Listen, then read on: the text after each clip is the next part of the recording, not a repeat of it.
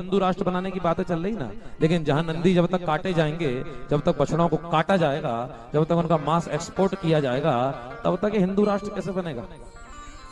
छोटे छोटे बछड़े, नवजात बछड़ों को ट्रकों में भर के ले जाया जाता है और उनको ले जाके एकदम मारा नहीं जाता, उल्टा लटका करके गर्म पानी की भाप दी जाती है।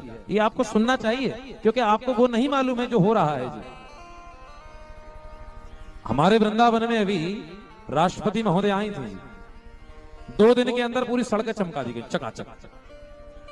जितनी भी दीवारें गंदी थी सब पे पर्दे लगा दिए गए थे। आप जनप्रतिनिधियों से ही छुपा रहे हैं, जो जनता के प्रतिनिधि होकर सब देखने गए हैं, कैसे काम चलेगा बताइए। उनको तो स्थिति मालूम होना चाहिए। कभी औचक निरीक्षण होता है ना किसी अधिकारी का, वो इसलिए होता है भाई, अचानक दौरा इसलिए होता है, वास्तविक चीजें पता लग जावे।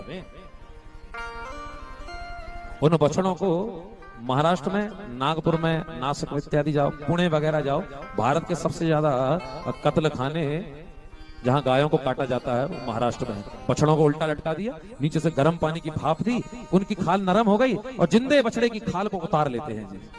उतार करके जो तुम्हारा जूता है ना, जो तुम्हारा पर्स है ना, जो तुम्हारा बेल्ट है ना, तो बनाया जाता है। अब तुम मुझे बताओ, कोई व्यक्ति खड़े होकर बोल सकता है कि तुम इस भारत को हिंदू राष्ट्र बनाओगे?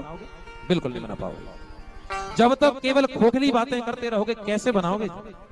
जिस भारत का मूल गैया थी, नंदी थे, वो सांड, वो बैल जो उन्नत कृषि करते थे, वो नहीं है। स्थिति तुम देख, भूमि बंजर होती जा रही है। 3 फसल से 2 फसल, 2 फसल से 1 फसल, और 0 फसल पे नहीं आ जाओ तो इस बात को लिख लेना। और ये स्थिति भगवान ने नहीं दी है, तुम इसके लिए भगवान को दोष नहीं दे सकते, ये स्थिति तुमने उत्पन्न की है।